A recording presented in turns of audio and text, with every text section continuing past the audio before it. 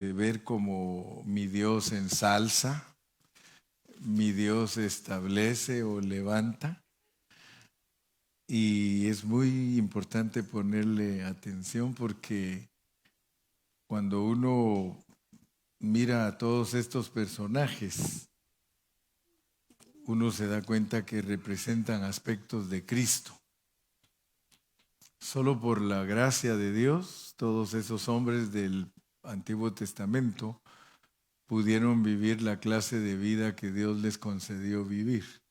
O sea que Dios estuvo con ellos y por eso ellos pudieron vivir la clase de vida que Dios quería que vivieran. Entonces, recuérdense siempre que la buena nueva es Jesús. La buena nueva es Cristo. O sea que el Evangelio es Cristo.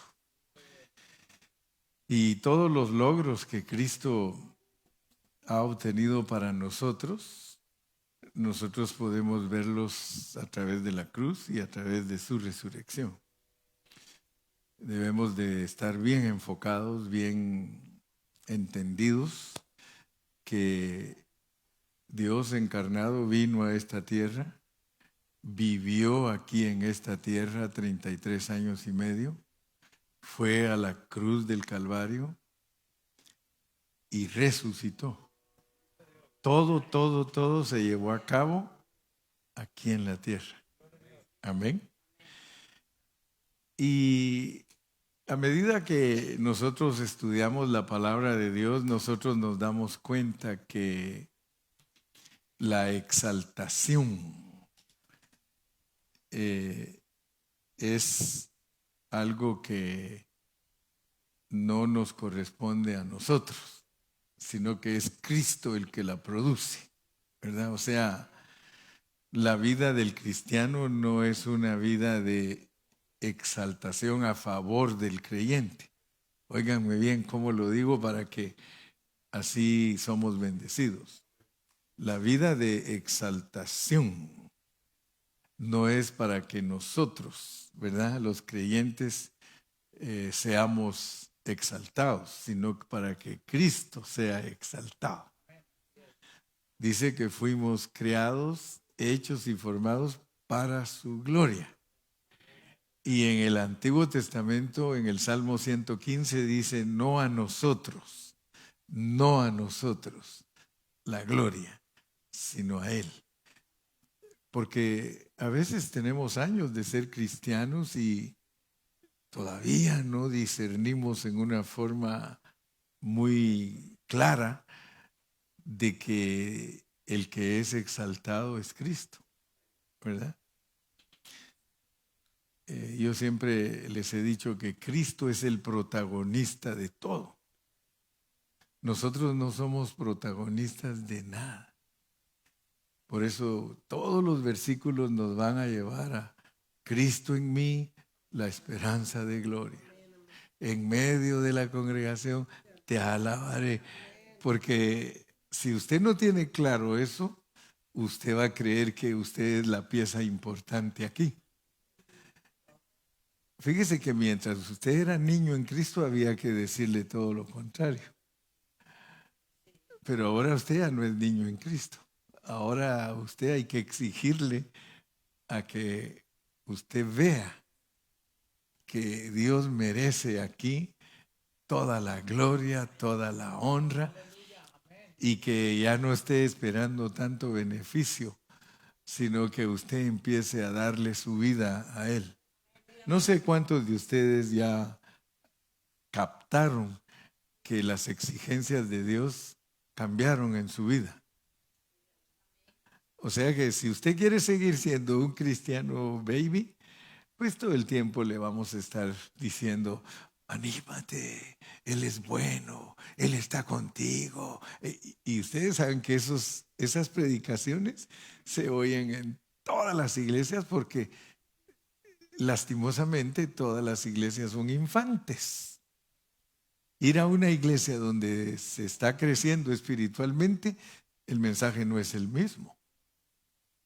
Entonces, por eso es que usted debe de darle gracias a Dios, que Dios ya no lo trata como niño. Bueno, a algunos les gusta que los traten como niños, ¿no? Que se sienten los bebés de papá y los bebés de mamá. Mama boy, le dicen algunos, ¿ah? O papa boy. Usted debe darle gracias a Dios que en esta congregación le enseñan que el que debe de ser exaltado es Dios. Entonces usted ya no es para los que andan quejándose, ay, en esa iglesia no hay amor. Ay, esos hermanos ni me saludan. Eso es de bebecitos. Ay, a mí ni me visitan. Eso es de bebecitos. Usted visite. Amén. Como que muchos no están convencidos todavía, ¿eh? Como que dicen, bueno, esta dosis no me la había dado el pastor. Sí, sí se la he dado, pero no se ha dado cuenta. Por eso les digo que quizá mis predicaciones no son muy populares, pero como pastores no debemos de buscar popularidad, sino cómo bendecir a los oyentes. Cuando uno anda buscando popularidad, hermano, uno quiere ser admirado de la gente. Y yo le doy gracias a Dios que yo no quiero ser admirado. Yo siempre les he dicho que la honra y la gloria es de Dios. A ver si todos se acuerdan, ¿verdad? Porque yo les he dicho, yo lo único que quiero es que me quieran. Nada pido, ¿verdad? Que me quieran, pero no para que me vayan a idolatrar o que crean que yo soy mejor que ustedes, sino que solamente dice amaos los unos a los otros. Amén. Entonces, lo cierto que nuestros discursos a quien deben de exaltar es a Cristo, porque nosotros no somos los protagonistas. Amén. El exaltarnos a nosotros mismos, hermano, nos hace salir perdiendo, porque nos desvía del Evangelio, ¿verdad? Nos desvía del Espíritu Santo, nos desvía del propósito.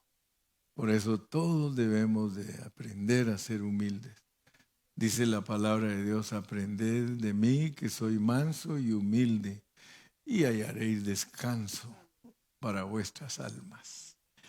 Entonces, yo quiero empezar hoy leyendo Mateo 1 y versículo 13, ¿verdad? Eso. Estamos en el 13. Versículo 13. Estamos hablando después de la deportación. 1:13, Mateo 1:13. Ahí se recuerdan que después de la deportación siguieron engendrando. Hubo engendramiento durante la transición de la deportación, pero también continuaron los engendramientos ya cuando estaban deportados. Entonces nosotros tenemos que tener claro que estamos en una deportación, que tenemos que regresar de ella para edificar la casa de Dios. Si nosotros no captamos que la deportación fue un castigo por haberle vuelto la espalda a Dios y olvidadose de, fíjese que hablé como se hablaba antiguamente, olvidadose de honrar a Dios con enseñanzas puras, hizo Dios que su iglesia se torciera. Entonces todos nosotros debemos de conocer eso, porque si no, no vamos a salir de la torcedura. Todas las iglesias están torcidas, todas. Pero Dios las quiere sacar de esa torcedura. Pero si usted no es humilde, usted no va a aceptar de decirle que la congregación suya está torcida. Nosotros, por la misericordia de Dios, estamos tratando de salir de esa torcedura. Porque todos hemos participado de doctrinas mezcladas, erróneas, hemos defendido errores, hemos andado todos perdidos en muchos conceptos, pero Dios nos quiere restaurar. Él quiere edificarnos con una palabra pura. Él quiere que de verdad seamos cristianos sobrios, que de verdad entendamos lo que Dios le pide a su iglesia. Entonces, para eso se requiere tener un espíritu abierto, porque tenemos que hacer ajustes a infinidad de asuntos que defendemos y que están mal. Entonces, nosotros tenemos que entender que por eso, después de la deportación, siguieron los engendramientos. La deportación, todos ya la entendimos, que fue Dios soberanamente entregándonos a todos esos errores.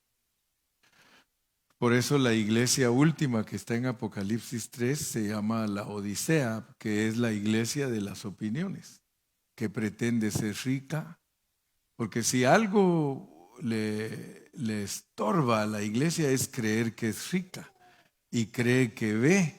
Y le dice Dios que no es rica, que es pobre, que está desnuda y que está cuitada, dice una versión, que está cuitada, cuitió de todo lo que Dios le había mandado. Entonces, para entender esa situación, tenemos que entender la deportación, porque solo son 70 años. Quiere decir que es un periodo el que Dios va a tener a su iglesia en esa condición. Y a través de la historia, muchos hermanos han vuelto a la pureza de la palabra. Han retornado. Inclusive hace unos 30, 40 años yo oía programas en la radio que le titulaban Retornando a las Escrituras. Aleluya. Así, y de verdad, en muchas cosas sí retornaron. Pero el asunto es de que a veces uno no retorna totalmente, porque tiene que tener tratos bien profundos con Dios para que lo haga Dios regresar a uno a la pureza de su palabra. Entonces todos estos hombres que fueron engendrados después de la deportación son los que Dios usó para que regresaran a Jerusalén y que naciera Cristo. Eso por favor pónganle atención, eso es muy significativo. Es muy significativo que después de la deportación Dios usó toda esa gente para que naciera Cristo. ¿Por qué no nació Cristo antes de que fueran deportados? Porque Él tiene un programa bien delineado. Y Él sabía que Él necesitaba a gente despreciable para que naciera Cristo. Porque los más despreciables fueron los deportados, hermano. Los más vil, dice que lo más vil escogió para que se avergüence a los que son sabios. Pero si ustedes se dan cuenta, los patriarcas fueron hombres de renombre. Los reyes, hermano, hombres de renombre. Pero cuando usted busca estos, mire, el siguiente que se llama Azor, porque mire, Eliaquín engendra a Azor. ¿Y qué le parece a usted que ese Azor solo allí está en la Biblia? Y de ahí no hay ni siquiera hay otro que se llame Azor. Imagínense la dificultad que tiene el hermano Carrillo para hablarles de Azor. Sin embargo, después de estar orando y pidiéndole a Dios, Señor, pero ¿quién es este Azor? Imagínense, es un ave. Ese nombre, hay un ave que se llama Azor, que se parece al cuervo, al zopilote, Azor. Y de ahí también sacaron la palabra azorado. Ustedes, en México se usa, está azorado, ¿verdad? Pero ni se refiere al azorado de México, ni se refiere al azor de la ave, sino que solo imagínese lo que significa Azor. Significa el que ayuda.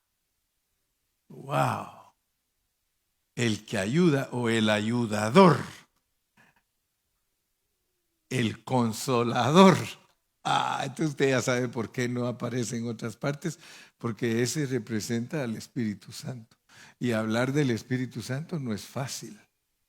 Se puede hablar del Padre, se puede hablar del Hijo, pero cuando se trata de hablar del Espíritu Santo, tenemos muchas cosas inciertas porque se va a hablar de de lo que no se ve. Bueno, mejor ni le adelanto el mensaje, ¿verdad? Porque ya me fui a Sor y le dije que todavía me iba a tomar otro tiempito de Eliakim. Pero fíjese pues, vamos a leer en Efesios 1, 22 y 23. Efesios 1, 22 y 23, porque lo que yo quiero que en esta noche todos comprendan es que la gloria es de Cristo. La gloria es de Dios. Mire, y sometió todas las cosas bajo sus pies y lo dio por cabeza sobre todas las cosas a la iglesia, la cual es su cuerpo. Fíjese pues lo que somos nosotros. Dígalo conmigo, la plenitud de aquel. Tú eres la plenitud de aquel. Yo soy la plenitud de aquel. Yo soy la plenitud de aquel que todo lo llena en todo. Yo soy la plenitud de aquel. Fíjense, pues somos plenitud, pero no somos propia, sino que somos la plenitud de Dios, de Cristo, de aquel que todo lo llena en todo. Somos la plenitud. Entonces, somos la expresión. La plenitud es la expresión. We are the fullness of God. We are the expression of God. Entonces, nosotros solo somos la casa. Somos la casa. No somos el que vive ahí. Si somos la casa, y dice la Biblia que somos la morada, entonces no somos el que vive ahí. Ahí hay uno que vive, porque somos la casa. Somos la expresión de Él. El importante es Él. Los sueños no son los nuestros. Todo esto que usted está viendo aquí son los sueños de Cristo. Él siempre soñó con usted. ¿Sabe usted que dice que la iglesia es el beneplácito de Dios? Entonces quiero por favor en esta noche que se ubique bien con Eliakim, porque Eliakim representa la exaltación de Dios. Eres exaltado, cantamos, ¿verdad? Entonces esa es la razón por la cual Cristo se está mezclando con nosotros. Él se está mezclando con nosotros, pero es Él. Entonces nosotros no debemos de buscar nuestro propio reconocimiento. Dios no tiene favoritos. La gloria es siempre para Él y eso es Eliakim. Eliakim es el que Él exalta, el que Él ensalza. Yo creo que hay muchos cristianos que nunca han oído mensajes de Eliakim.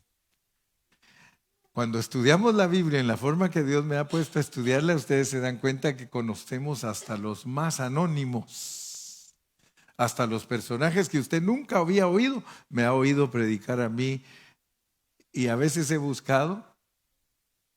¿Y qué les parece que nadie en toda la internet, nadie ha predicado de Azor? Y si usted va a oír el próximo mensaje, quizá por primera vez oye un mensaje de Azor. De Azor. Ahí estaba el nombre, ¿se dio cuenta? ¿No? Azor. Ninguno predica. Ustedes pueden buscar en el internet, inclusive cuando dice qué significa la palabra Azor. A puras penas, uno o dos le dicen allá a usted qué significa, pero usted puede buscar predicaciones del rey David, miles de predicaciones. De Salomón, miles de predicaciones. Pero, ¿qué va a predicar usted cuando nadie predica de esa persona? Solo por dirección del Espíritu Santo. Y Eliakim es alguien que, para entenderlo, hay que irlo a buscar. Sí, él trabajaba en la corte. Él trabajaba en la corte y servía al rey. Él tenía una clase de vida cuyo éxito no hablaba de él, sino de Cristo. Ahora, noten pues, porque ese principio es fundamental y todos nosotros lo debemos de entender, porque Cristo nunca habló de sí mismo. ¿Se recuerdan ustedes que en el Evangelio de Juan dice, yo no vengo a hablarles de mí, yo vengo a hablarles de mi Padre? Dice, si yo hablara de mí, dice, entonces ustedes no tendrían que creerme, pero como yo no hablo de mí, sino de mi Padre, más les vale que crean. Entonces noten pues que el principio fundamental de no a nosotros, sino a tu nombre la gloria, el mismo Señor Jesucristo puso un patrón inquebrantable. ¿Sí? Somos héroes de la historia de Cristo. Somos héroes de la historia de Cristo, sea en el Antiguo Testamento o sea en el Nuevo Testamento. Amén. Ahora, fíjense pues, cuando la Biblia dice que seremos semejantes a Cristo, es muy importante que entendamos quién era Cristo, porque Él nunca se exaltó a sí mismo. Entonces, quiere decir que cuando nos dicen a nosotros, porque a nosotros se nos puede desviar el pensamiento y decir, yo voy a ser igual a Cristo, ¿verdad? Y por mucho tiempo a veces hemos acarreado el pensamiento, pero se van dando cuenta ustedes que se va depurando el mensaje, se va depurando poco a poco, porque cuando dice que seremos semejantes a Él y con la misma gloria, es cuando lleguemos al momento de entender que hay que glorificar al Padre y que hay que glorificar al Hijo. Entonces el Hijo es el ejemplo porque Él se humilló hasta lo sumo y dice que se humilló hasta la muerte. Miren cómo es la semejanza, pues, porque algunos creen que la semejanza es un hombre, qué glorioso soy, que híjole, ya llegué a la estatura y ahora soy. ¿Y qué si es que entre más Dios crece en nosotros, nosotros más menguamos? Estamos comprendiendo, ¿verdad? Yo creo que sí, ¿verdad? Usted sí está en este asunto, ¿verdad? Sí, sí. Entonces, semejantes a Cristo es que tú lo exaltes a Cristo. Entonces es importante porque en la manera que tú te comportas con la gente, en la manera que tú te conduces con los demás, es la manera que exaltas a Cristo. ¿Verdad? Yo no puedo decir que está Cristo siendo exaltado en mí si trato mal a los hermanos, si trato mal a mi esposa, si trato mal a mis hijos. ¿Cómo puedo decir que estoy exaltando a Cristo? ¿Verdad? Entonces, gracias a Dios que ahora ya entendemos que fuimos creados, hechos y formados. Y se recuerdan ustedes de que Cristo mismo le dijo a los discípulos cuando estaba frente a los fariseos, ¿qué les dijo? No hagan lo que ellos hacen, sino lo que dicen, porque lo que decían estaba bueno. Pero lo que hacían echaba a perder todo lo que decían, porque no eran, no eran coherentes. No había coherencia en lo que ellos hacían y lo que hablaban. Nosotros podemos ser incoherentes, es decir, nosotros podemos hablar bien bonito de Dios y hacer todo lo contrario. Entonces, el Señor Jesucristo tuvo mucho cuidado de decirle a los discípulos, miren, esos fariseos, dijo, no hagan lo que ellos hacen, pero hagan lo que ellos dicen, porque eran buenos maestros. Yo le pido a Dios no ser un fariseo.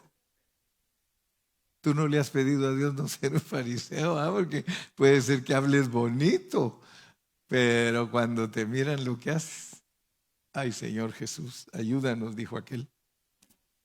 ¿Sí? Entonces, Jesús claramente dijo, ellos dicen una cosa y viven otra.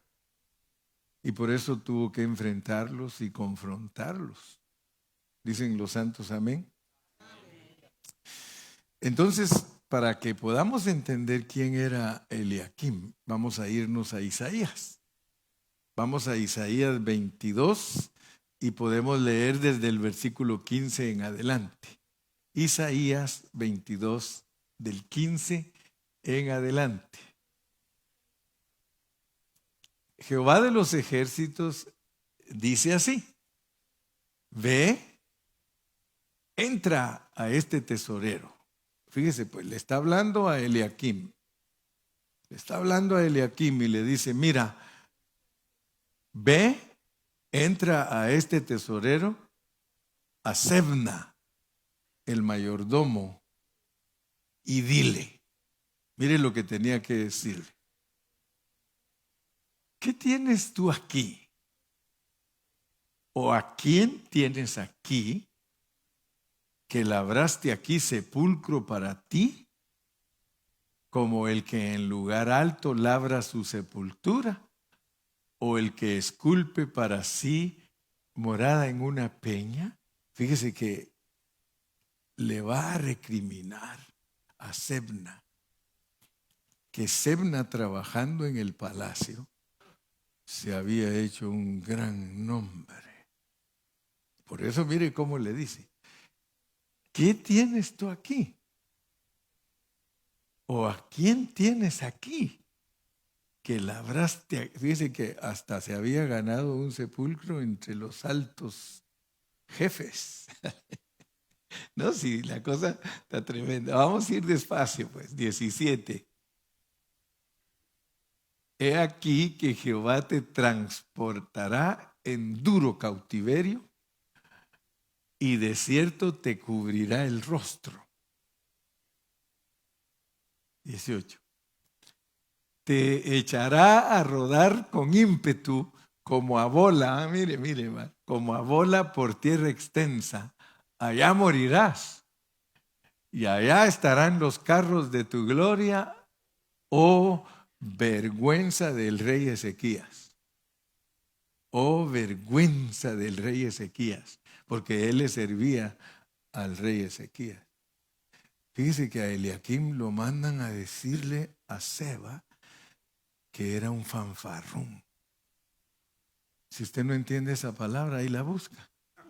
Sí, fanfarrón, búsquela, porque a veces hay que buscar palabras.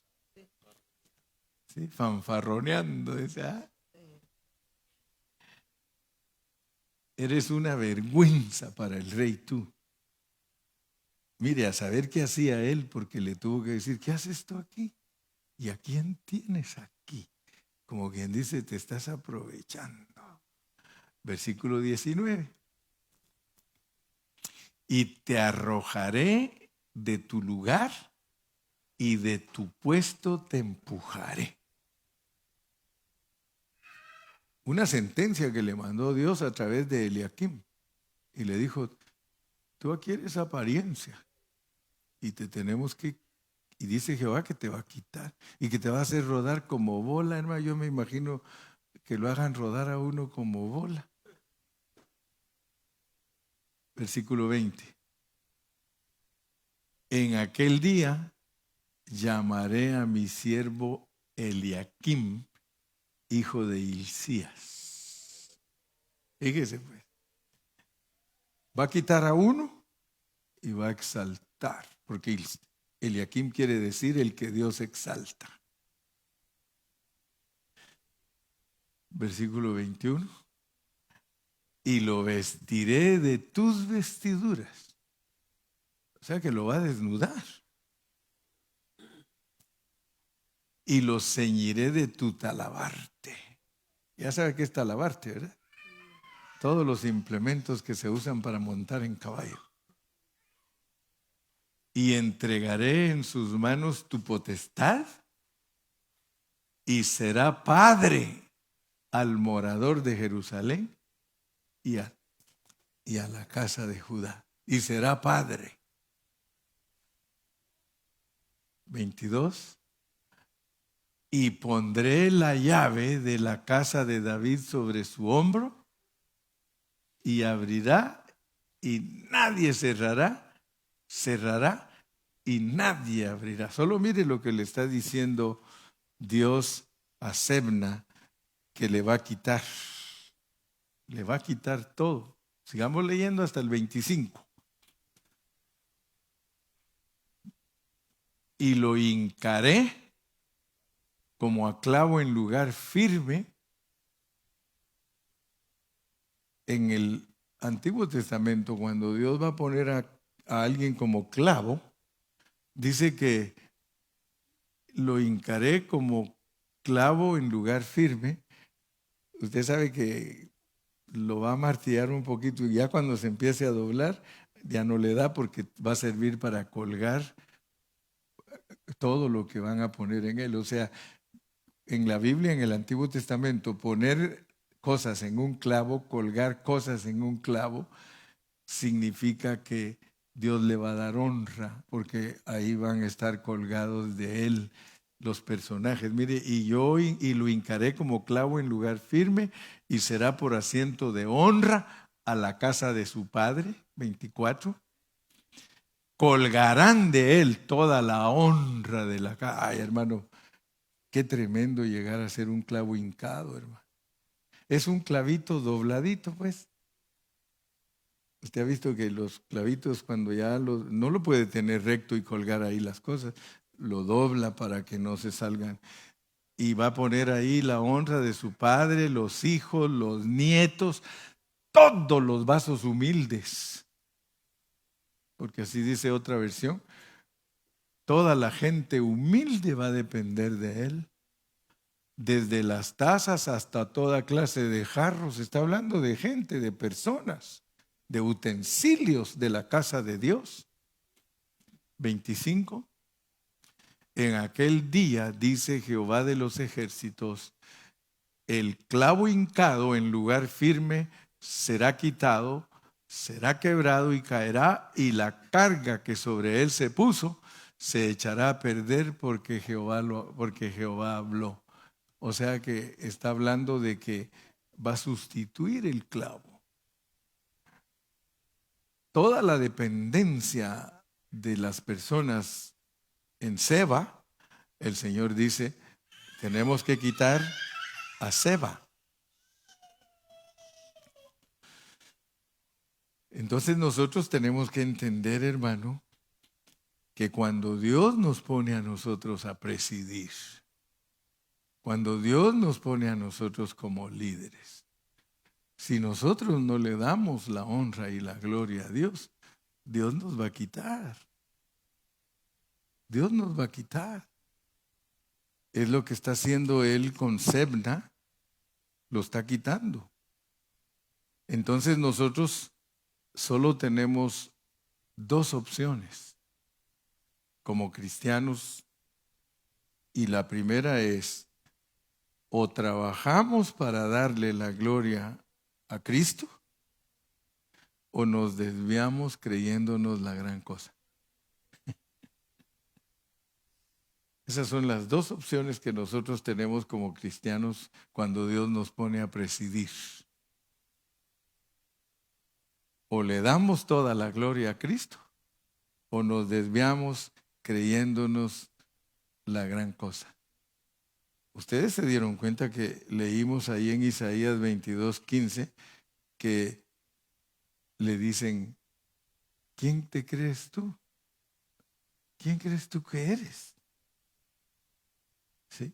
Dios ya le había quitado la administración. Él tenía el puesto más elevado del palacio. Él tenía el puesto más elevado de la corte. Y el Señor le dice: fuera. Ahora vamos a poner a Eliakim como el clavito. el clavito doblado. ¿Por qué? Porque Él va a dar la gloria, toda la gloria de su Padre, de su descendencia, de sus vástagos. Miren cuán importante es, hermano, porque si Dios nos pone a nosotros como clavos, qué importante es, hermano.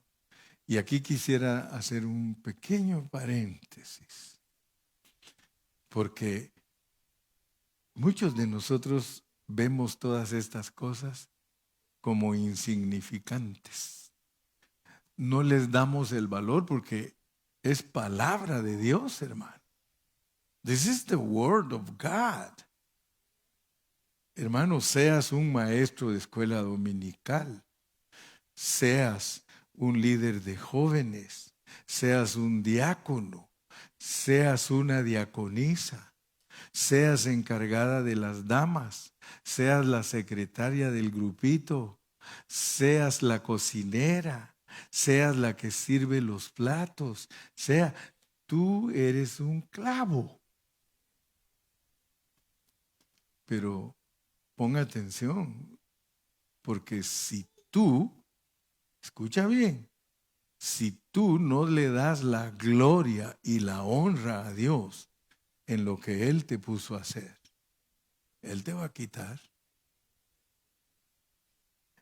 Y yo quisiera, hermano, que todos entendiéramos cómo es que lo quita Dios a uno. Porque muchos no saben cómo es que Dios los quita. No estoy hablando de nadie en particular, por favor, no lo tome personal. Pero la forma que Dios lo quita a uno es que uno renuncia. Se le empieza uno a perder el deseo de hacer lo que Dios le puso a hacer. Y cuando menos lo viene a sentir, está de vacaciones.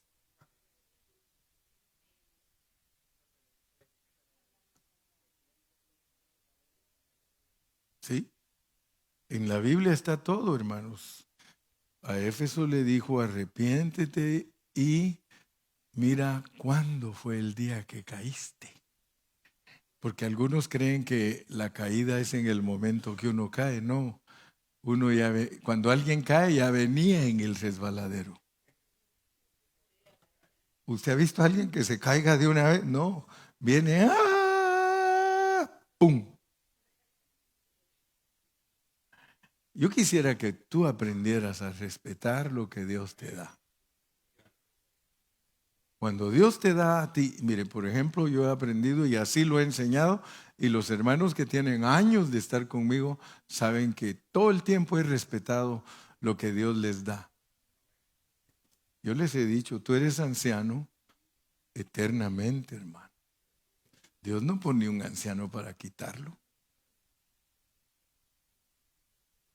Dios te dio el puesto. Yo hasta me recuerdo de un pastor que cuando alguien entregaba el puesto, ¿sabe qué hacía? Vente, vente, vente, vamos a ir al altar y nos vamos a hincar, y se hincaba con ellos y dile, Dios mío, te entrego mi puesto que me diste. Porque muchas veces le entregamos al hombre.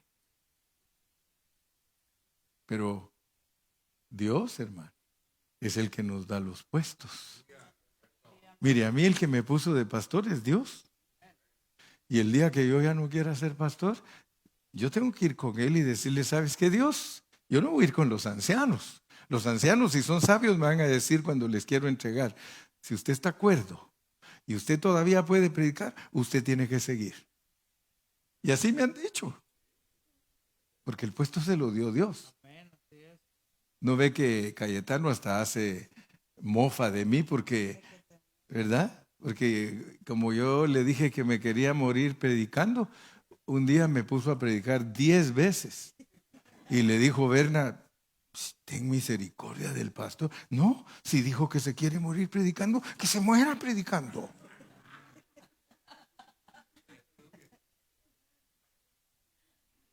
Hermano, yo quiero que tú sepas que toda buena dádiva y todo don perfecto viene del Padre de las luces. Cuando Dios te dé un privilegio, hermano, más te vale que te esfuerces y seas valiente y no temas ni desmayes.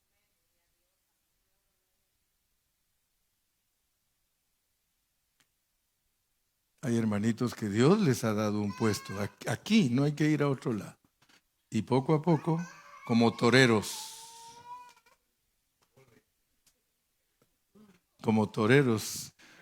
han dejado sus puestos. Si Dios te da un puesto a ti, es para que le sirvas y lo exaltes. Exalta a Dios, hermano, porque te lo van a cobrar. Escucha lo que te estoy diciendo. Te lo van a cobrar.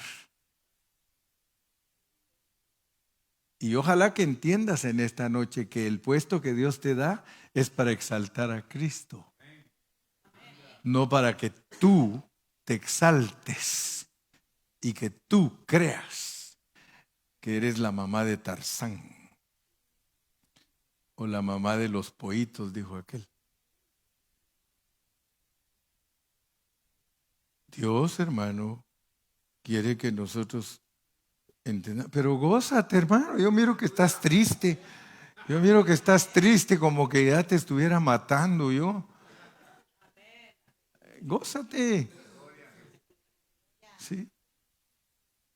Fíjese que yo nací en un país bien pobre, pero y con gobernantes corruptos y todo lo que usted quiera.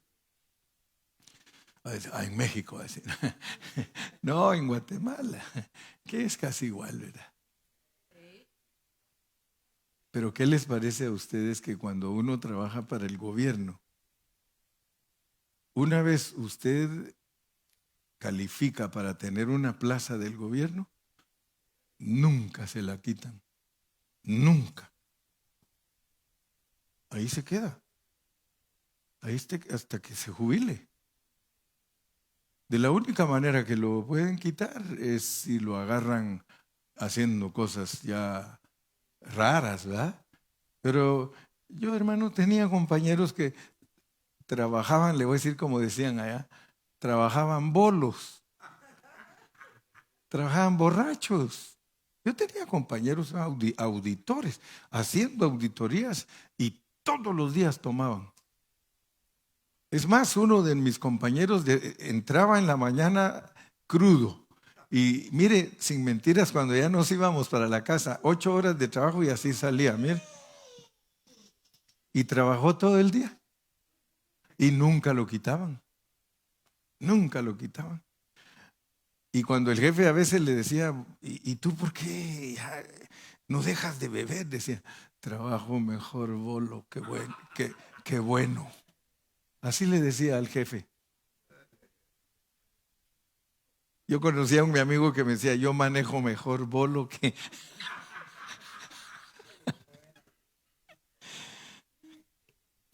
Hermanos, hablando aquí la mera neta. Todo lo que hacía Eliakim, traía honra a toda la gente, hasta los menores, dice. Todo lo que hacía Eliakim, hermano, le traía honra a todos. Entonces, hermano,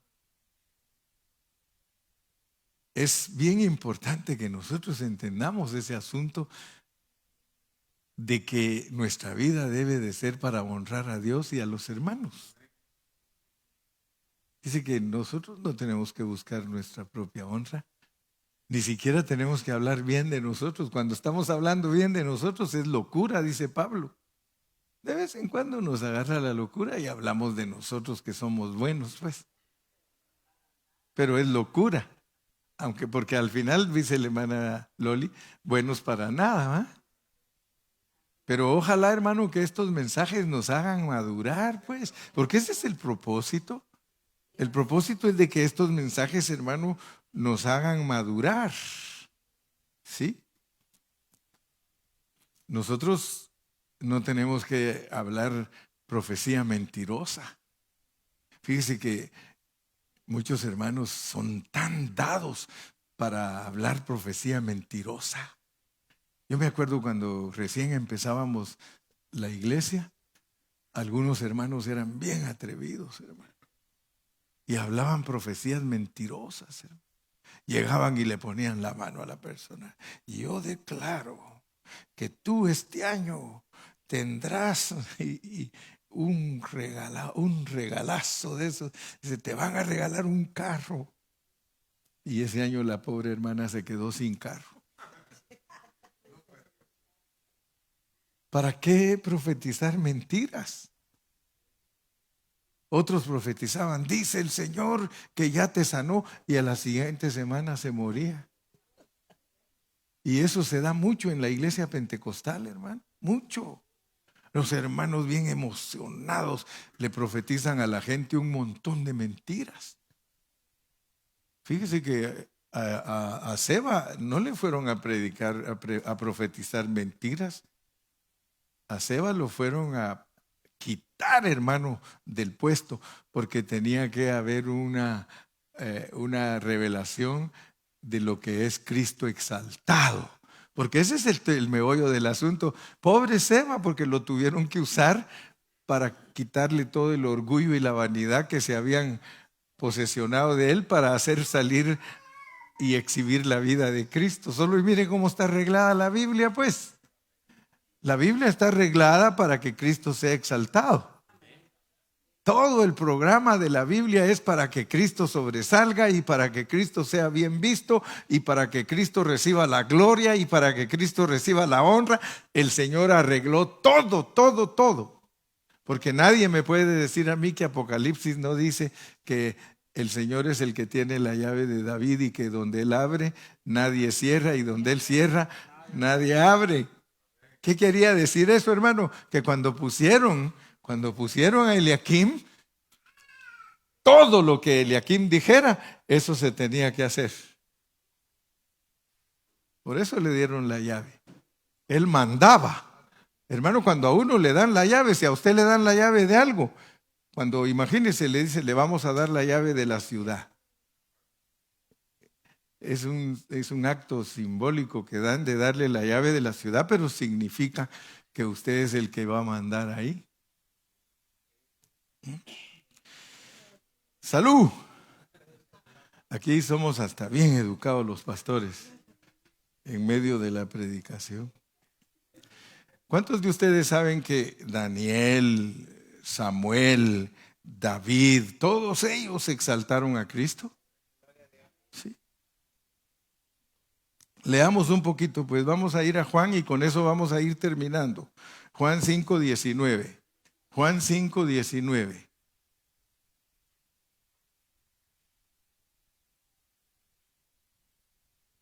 Respondió entonces Jesús y les dijo, de cierto os digo, no puede el Hijo hacer nada por sí mismo. Aleluya. ¿Se dan cuenta que estamos sobre el mensaje correcto? Jesús dijo, no puede el Hijo hacer nada por sí mismo, sino lo que ve hacer al Padre. Porque todo lo que el Padre hace, también lo hace el Hijo igualmente.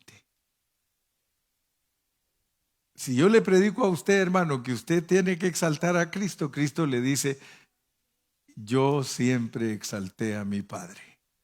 Nunca hice nada por mí mismo. Ahora cuando te digan que exaltes a Cristo y que vas a ser igual a Cristo, aprende pues que no puedes hacer nada por ti mismo. Si tú te pones a hacer las cosas por ti mismo, te vas a cansar, hermano. Uno se cansa, hermano. Cuando uno hace las cosas por sí mismo, hermano, eso es hastioso, eso cansa, eso es aburrido. Por eso es que usted va a ver hermanos que sí agarran la onda. Hermano, ¿cómo te va? Bien, por la gracia de Dios. Todo lo puedo en Cristo que me fortalece. Hermano, pero es que, mire, yo admiro, hermano. Yo admiro hermanos aquí. Quizás ni siquiera habían oído este mensaje. Ahora que lo oyeron, van a cambiar de actitud. Porque para eso sirven los mensajes, para que uno cambie de actitud y se arrepienta. Pero aquí tenemos hermanos que, mire, de verdad, hermano, yo los admiro. Se les ha dado un puesto. Yo creo que primero me voy a morir yo que ellos decir ya no quiero. ¿Ustedes han ido a Chick-fil-A? Ahí les enseñan a todos los muchachos que cuando alguien les diga, thank you, my pleasure. Ahí trabaja mi nieto Aarón y todos lo molestamos porque, my pleasure. Aquí hay hermanos que me da pena hablarles y de pedirles algo. Sinceramente se lo digo. Delante de Dios hay algunos de ustedes que ni me atrevo a pedirles algo. Pero hay hermanos que cuando me atrevo le digo, hermano, me ayuda. My pleasure, bro. Pero hay hermanos, no, hermano, yo no puedo, búsquese otro. ¿Sabe contar, hermano Carrillo? Sí, no cuente conmigo. En serio, hermano, se lo digo en serio, delante de Dios. Es que la verdad duele, hermano. Mire, algunos yo sé que ahorita sus callitos ya se los machuqué, pero no dije nombres. Para que nadie diga, es que mi pastor me ofendió porque dijo mi nombre. A veces me atrevo y qué si después a los problemas que me meto. Pero sinceramente, hermano, sinceramente, nosotros no tenemos que hacer las cosas por nosotros mismos. Ese no es el ejemplo de Cristo. Leamos otro versículo ahí, el versículo 30, 5:30.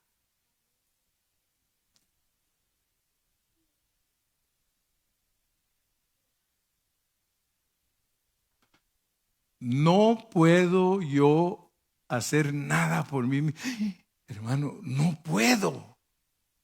No puedo. Cuando lleguemos a ser semejantes a Cristo, vamos a decir, yo no puedo hacer nada por mí mismo. Según oigo, así juzgo. Y mi juicio es justo porque no busco mi voluntad, sino la voluntad del que me envió, la del Padre. Uf. ¿Sí o no? 6:38. 6:38.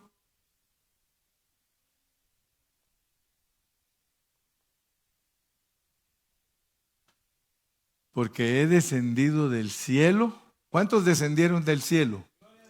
No para hacer mi voluntad, sino la voluntad del que me envió. Ahí todavía hasta más profundo está el asunto, porque si nosotros venimos en Cristo, fuimos creados en Cristo y somos de Cristo, nosotros también venimos del cielo.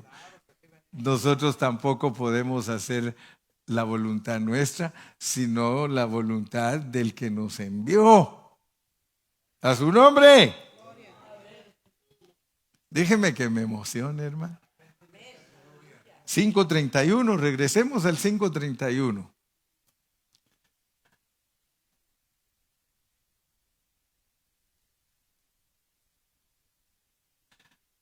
Si yo doy testimonio acerca de mí mismo, mi testimonio no es verdadero.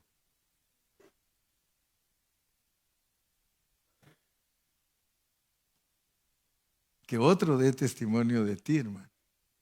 Que otro dé testimonio de ti, que diga, wow, ese hermano.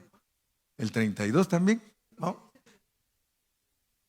Otro es el que da testimonio acerca de mí y sé que el testimonio que da de mí es verdadero. ¿Por qué? Porque él era obediente. Amén. Salmo 115:1.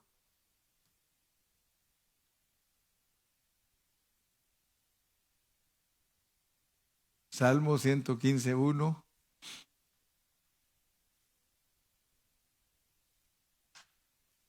No a nosotros, oh Jehová, no a nosotros, sino a tu nombre da gloria, por tu misericordia, por tu verdad. No a nosotros.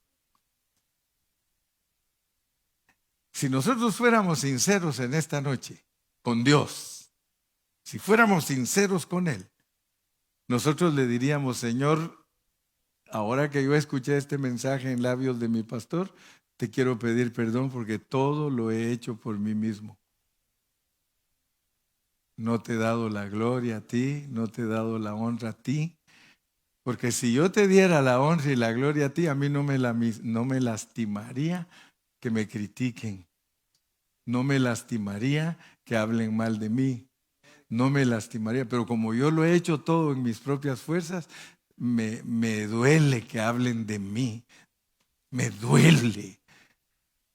Te duele porque no lo has hecho. No lo ha hecho Cristo a través de ti. Pero si Cristo lo hace a través de ti, a ti no te duele que digan. Tú les puedes decir, aunque no les contestes dentro de ti, dile: están criticando a Cristo porque todo a través de mí lo ha hecho Cristo. Aleluya. Apocalipsis 3:7.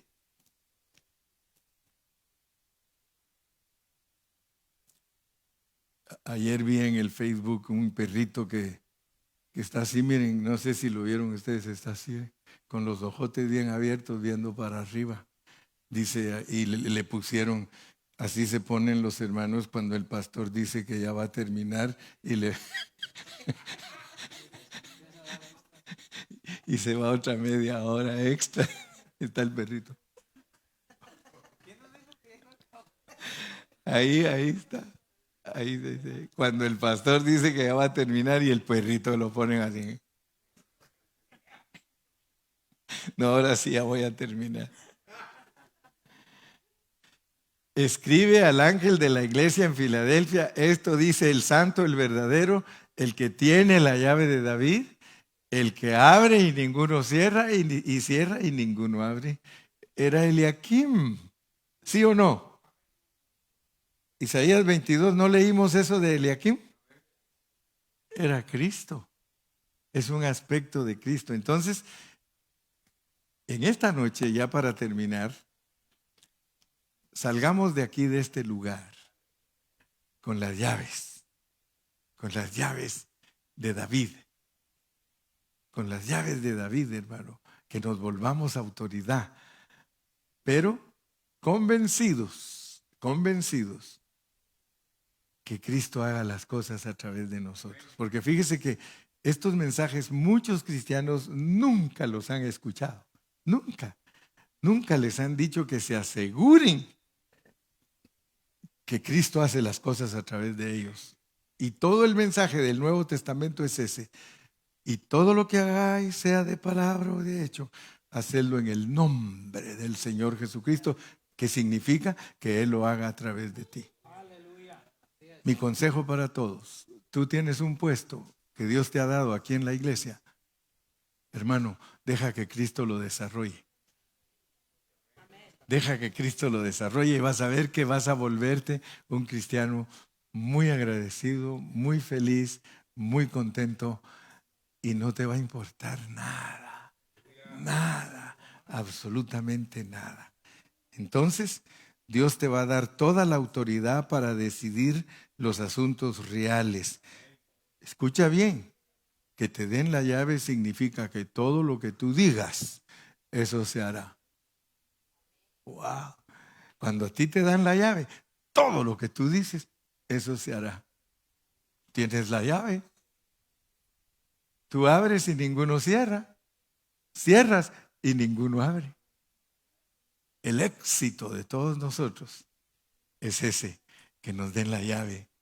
Pero recuérdense pues que nos tienen que sustituir el Sebna. Que te quiten tu Sebna y que te den tu Eliakim. Padre, gracias en esta noche por tu palabra.